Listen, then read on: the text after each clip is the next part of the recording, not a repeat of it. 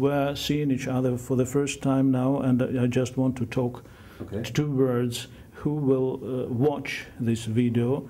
This will be people from Slovakia, from Czech Republic, and also from Russia, from Russian zone, from Russian-speaking zone. So I've got some questions, and let's start with something that will interest everybody who will see it.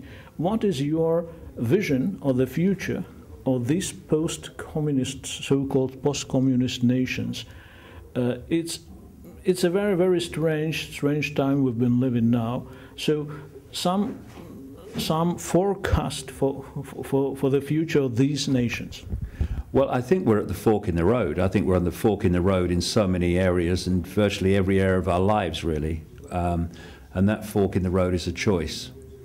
If we make the choice to continue to go down the road we are, and being spectators in our lives and spectators in our societies, then we are going to live in a global fascist communist state.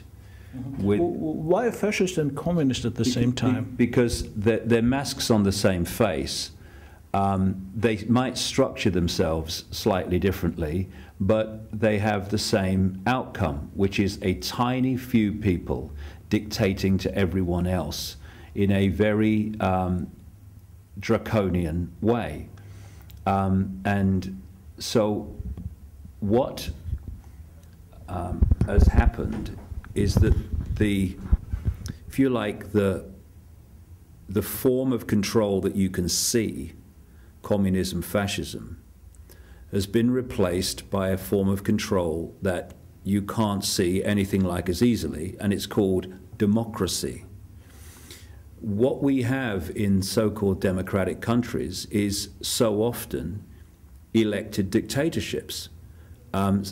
If you can rig an election, not even elected dictatorships, whereby you theoretically have the opportunity to vote for somebody and vote for a government, but when the government gets in, it does what it likes until the next government.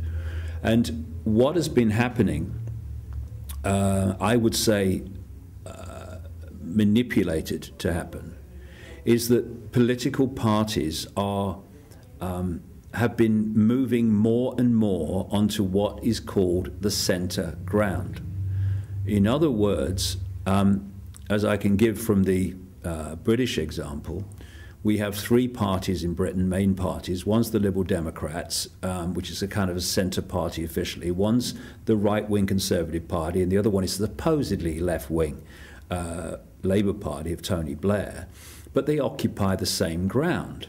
So much so that we now in Britain have a coalition government between the Conservative Party and the Liberal Democrats. And you could bring the Labour Party in and have a coalition of the three of them, and they wouldn't be that far apart. All the divisions are like rhetoric and just, you know, trying to make out that they're different, so vote for us because we're different. They're actually on the same ground.